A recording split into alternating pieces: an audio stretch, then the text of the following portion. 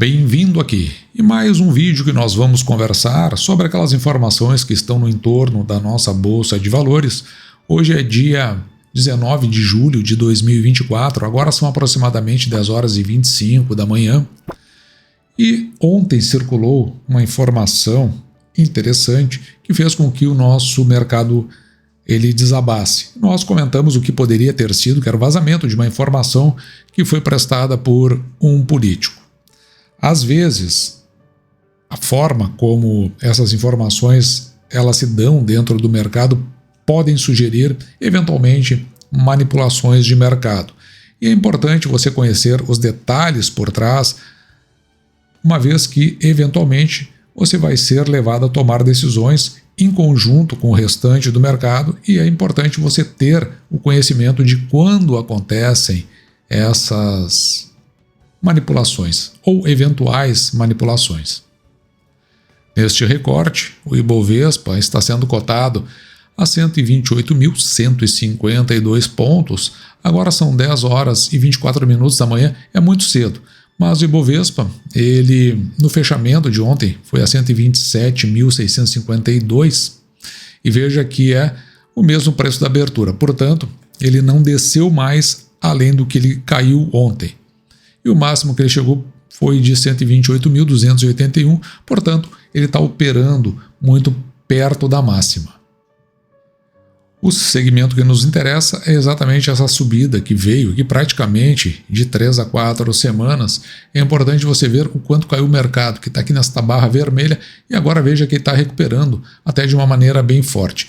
Mas a ideia é que dentro das operações que vão acontecer no mercado, ele acaba convergindo para esta linha verde, que é a média móvel dos últimos 31 dias, exatamente como aconteceu em pontos como este, ou como este aqui, ou até mesmo este aqui. Ou seja, é algo que se espera que vai acontecer. Aqui também teve uma conversão da média, voltando então de uma tendência de baixa. Antes de entrar no tema principal, é importante nós fazermos referência à literatura que fundamenta o nosso canal. Ela é este livro do Décio Bazin, Faça Fortuna com Ações, e veja que eu deixei marcado aqui como relevante antes que seja tarde. O que ele quer dizer com isso é o seguinte: quanto mais cedo você começar a fazer os seus investimentos, melhores serão os resultados por conta da composição de juros que vai acontecendo ao longo do tempo. Mas não é só isso. Tem muitas informações dentro dessa literatura. Veja que é uma literatura relativamente antiga, se nós considerarmos, pelo menos, que talvez a maioria que acompanha o canal ainda não tenha 10 anos de bolsa. Então é uma literatura de 1992, com 32 anos. Eu tive acesso a essa literatura em 2006, se eu não estou enganado, 2005, e eu fiz não só uma leitura, mas várias leituras dela. Já me livrei desse livro, ele voltou para a minha vida, e eu então tomei ele como base para não tomar as minhas decisões, mas encaminhar o método que eu gosto de utilizar aqui no canal. E tem algumas coisas que eu deixo marcado como relevantes, como por exemplo esses lembretes que são para sempre me referenciar. Veja que preços não sobem nem descem na Bolsa de Valores. Uma coisa que eu digo com frequência aqui no canal. Eles são puxados ou são derrubados. Eu digo, eles são levantados, só para tentar ter uma linguagem mais precisa, eles são levantados ou eles são derrubados. Então preços não sobem nem descem. E veja que o futuro, ele recompensa quem tem paciência com ele. Ou seja, não dá para nós tomarmos decisões simplesmente no calor, como aconteceu no dia de ontem. Também é nesse livro que você vai encontrar essa informação aqui, que está no capítulo 4, que talvez seja a maior referência. Aqui ele chama de preço justo e foi modificado no mercado para preço teto. E ele diz o seguinte: se a taxa básica de 6% de remuneração de títulos de renda fixa é universalmente aceita, ou seja, esses 6% aqui, então admitamos que seja 6% a taxa básica de remuneração das ações. Ou seja, é daí que vem aquela ideia dos 6%. Tem vídeos aqui no canal que eu explico, falando só sobre preço teto, outras fontes que também referenciam os mesmos 6%. Por essa lógica, porque essa lógica, né, aqui a gente precisa olhar com mais cuidado. É porque a referência vem daqui. Se aplicarmos o valor de 100 reais, por exemplo, num título de renda fixa, vamos receber aqui 6% de juros. O capital é igual a 16,67 vezes, ou seja, se você pegar 100 e dividir por 6, que são 6%, vai ser quantas vezes 16,67, né, cabe em 6. Bom, mas aí parece uma lógica confusa, mas não é. Por essa lógica, o preço da ação deverá ser, no máximo, 16,67 vezes maior que os dividendos, que constituem sua remuneração. Todo aquele que compra ação para ser remunerado pelos dividendos não deverá pagar mais do que 16,67 vezes o valor dos dividendos. Então, fica fácil agora de nós entendermos. Apenas para facilitar a compreensão, eu coloquei esse cálculo aqui, ó. Ou é 100 dividido por 6, ou é 1 vezes 16,67, que é um número arredondado, né? Uma dízima periódica, 16,6666 até o infinito. O que isso aí quer dizer? Que ou você vai pegar os dividendos que são pagos e dividir por 6, ou você vai pegar os dividendos que são pagos e multiplicar por 16,67. Veja que eu botei o 1 aqui, esse 1 não existe aqui nesta equação, porque, na verdade, 1 multiplicado por um número é o próprio número.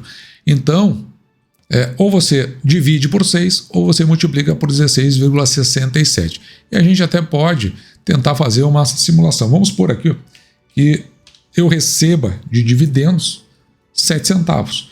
Então, se eu for para o lado da multiplicação, eu vou multiplicar por 16,66666, né? É uma dízima periódica, que significa que o máximo que eu vou pagar por essa ação será R$ 11,66. Do outro lado, se eu quiser calcular, que é o que a gente utiliza aqui no canal, simplesmente porque traz mais facilidade nos arredondamentos, se a ação ela paga 70 centavos por ação, eu vou dividir por 0,06, que é esse 6% que está aqui, ó. E eu vou ver que vai dar os mesmos 11,66. Então, tanto multiplicando por 16,67 ou dividindo por 0,06, você obterá o mesmo resultado. Mas tem uma outra informação aqui interessante que está na página 168 do livro, onde ele descreve os personagens do mercado. E aqui eu chamei a atenção, porque agora nós vamos linkar lá com o início do que nós estamos falando. O manipulador, e tem vários aqui, né? Ele tem o... Deixa eu apagar aqui só para você entender os personagens que ele cita aqui. O manipulador, especulador novato, investidor institucional, são os fundos de pensão, e o investidor pessoa física, que no caso é onde eu me considero, investidor pessoa física. E veja que o manipulador é quem comanda. Pelo tamanho do seu dinheiro, ele pode também assumir as atitudes de especulador e investidor. Não institucional, né? Investidor, às vezes pode ser pessoa jurídica também, não necessariamente um institucional. E aí nós saltamos para a parte relevante hoje dessa informação, porque o que acontece? Eu trabalho muito na busca e leitura de informações que estão no entorno. Por isso que eu trago essas informações, às vezes sobre a forma de notícia, e muitas vezes acabam gerando um toques da bolsa. Eu dificilmente sei quando vai gerar, mas neste caso aqui, toques da bolsa significa que nós já estamos chegando no vídeo de número 122, que houve algo no mercado que me chamou a atenção e que me lembrou de coisas que aconteceram no passado e que me trouxe experiências, por isso que eu chamo de toques da bolsa e que eu compartilho aqui com você. Então, olhando o conjunto de informações, lá no final eu acabei me deparando com essa informação que afetou o mercado ontem. E veja o que tem no conjunto do que é trazido por esse programa aqui do Paulo Figueiredo. Se você quiser, ele oferece também um curso e ainda oferece assinaturas, que é uma questão mais voltada para aquele que ele chama de patronos, onde ele atende de uma forma mais especializada, respondendo perguntas e até fazendo lives fechadas e também com notícias que são exclusivas. Então, se você quiser, você acompanha lá o Paulo Figueiredo, se não me engano é Paulo Figueiredo Show. E aqui vamos ver o que ele trouxe nesse vídeo. Eu acompanhei essa notícia ontem e eu acho que é uma história, ficou meio que de bastidores do jornalismo, muita gente não percebeu essa história, mas eu achei icônica. Ontem, a rede Record de televisão demitiu uma âncora importante, a Renata Varanda.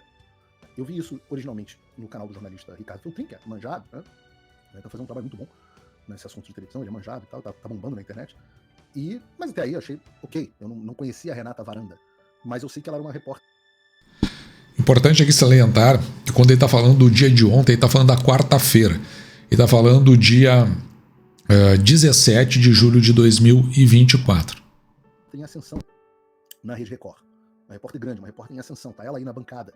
Ela já estava numa de apresentar o Jornal da Record nos sábados. Ela fazia matéria pro Domingo Espetacular, era um dos grandes nomes, muito bonita ela, inclusive.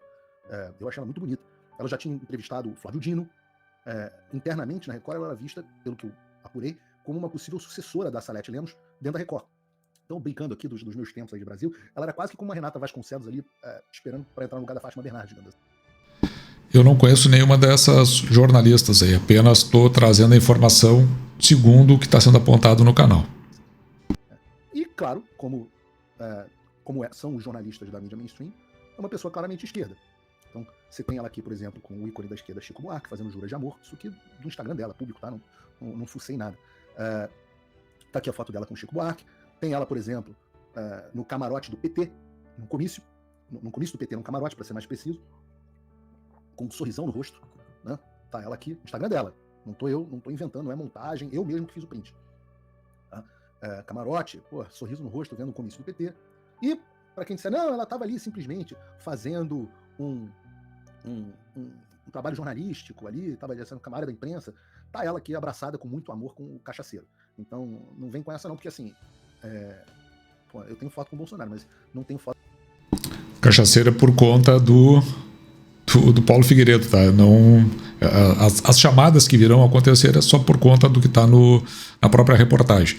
Independente do que eu possa pensar em relação a esse sujeito que foi colocado à frente, nos imposto à frente do executivo, que nós temos que ficar aguentando aí. Mas enfim, as chamadas pejorativas não cabem, pelo menos aqui no canal. Com o Bolsonaro me dando esse abraço aí, que eu acho que só minha mulher, minhas filhas e talvez meu pai me deu um abraço apertado assim. Então, tá tudo certo. Né? O jornalista, eu tenho foto do presidente Bolsonaro, me divertindo, gosto muito dele pessoalmente, não escondo isso de ninguém. A diferença é essa, que eu não escondo isso de ninguém. Então, o que não dá é pra fingir, não tô aqui, foto abraçada com o Lula, e depois dizer que é isenta. Aí não dá. Tudo certo gostar do Lula. Eu acho que exige um grau de má fé ou retardo mental, mas tudo certo. É legítimo. É legal você gostar do Lula. É lícito. E ela emplacou uma entrevista com o Lula. Um puta prestígio no meio jornalístico, considerado, né, se entrevistar o presidente. Só que antes da entrevista ir ao ar, parece que houve um vazamento de informações da entrevista que teve impacto no mercado financeiro.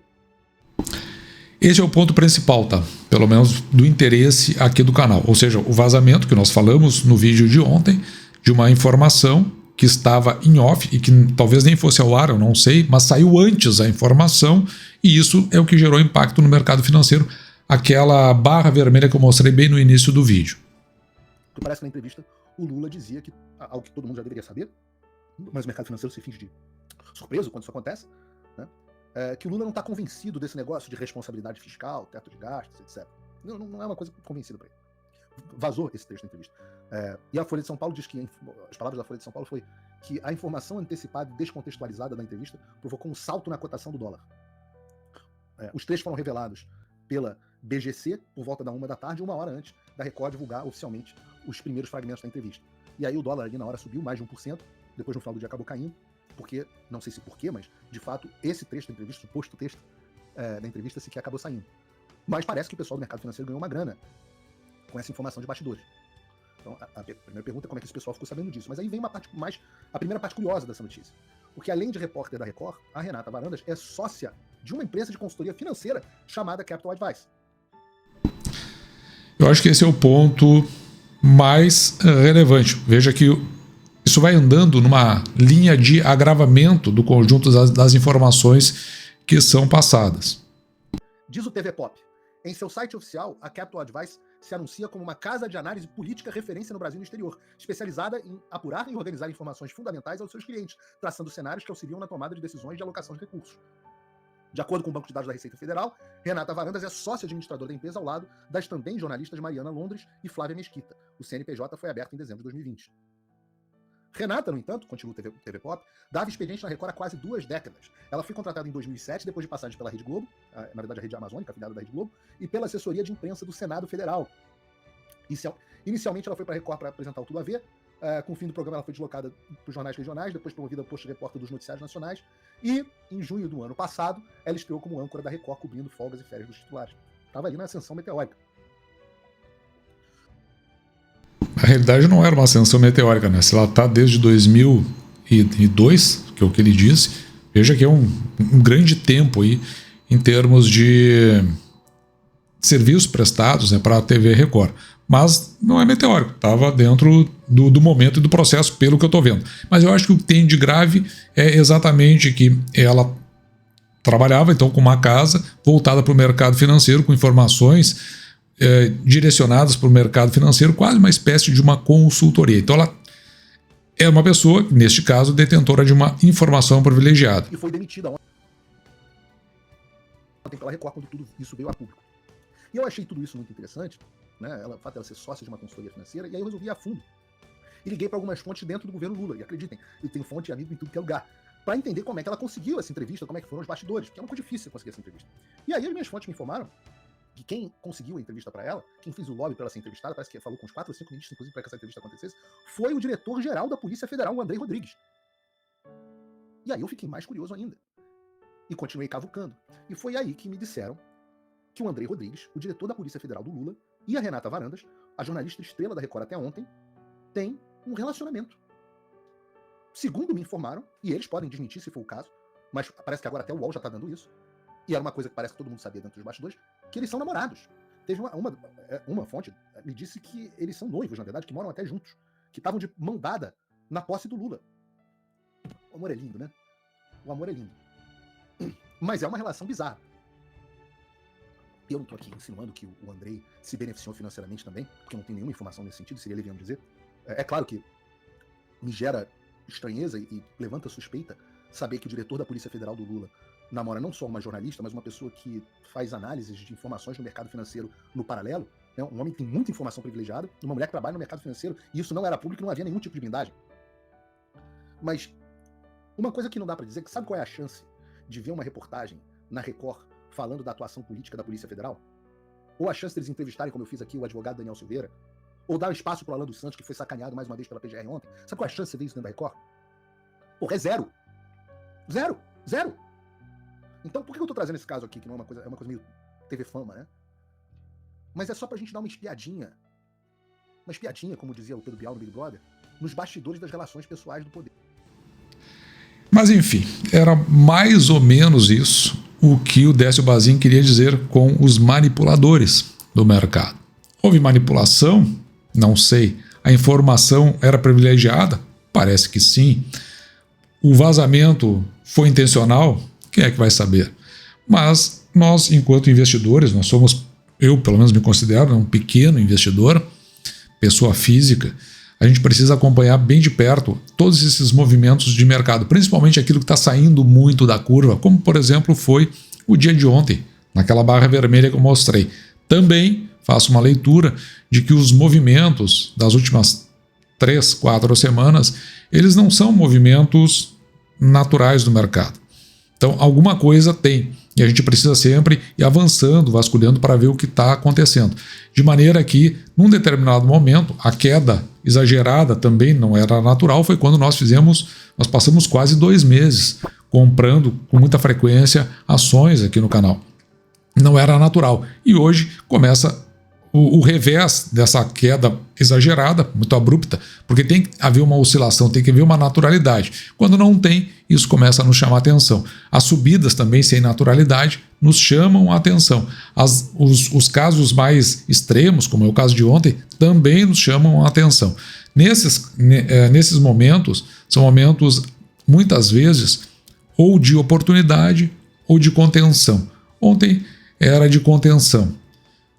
Eu pelo menos não me surgiu oportunidade, eu não vi oportunidade ali. E as subidas, do jeito que elas vêm acontecendo, também sugerem contenção, ou seja, olhar com uma maior parcimônia para que talvez o mercado ele entre dentro de um processo de naturalidade. O que não vem acontecendo está bem complicado, bem difícil, e é como eu já olhava o mercado no passado, eu trouxe aqui no canal, eu vi um mercado pressionado por conjunto dessas informações, e hoje eu vejo um mercado bastante instável. E aí a gente consegue verificar aqueles que eventualmente acabam lucrando por conta dessas coisas ou desses fatos mais sorrateiros que acabam acontecendo. Mas eu deixo para você tirar sua própria conclusão, não precisa ficar com a minha, não sou dono da verdade e nem acho que as informações que foram trazidas pelo Paulo Figueiredo são as definitivas, mas tem ali por trás sinais de que talvez as coisas não andem com aquela naturalidade que eu havia comentado agora há pouco. E dito isso, eu vou ficando por aqui, eu espero que você tenha gostado. Me despeço de você, desejando que você fique com Deus e deixando, como sempre, o meu grande abraço.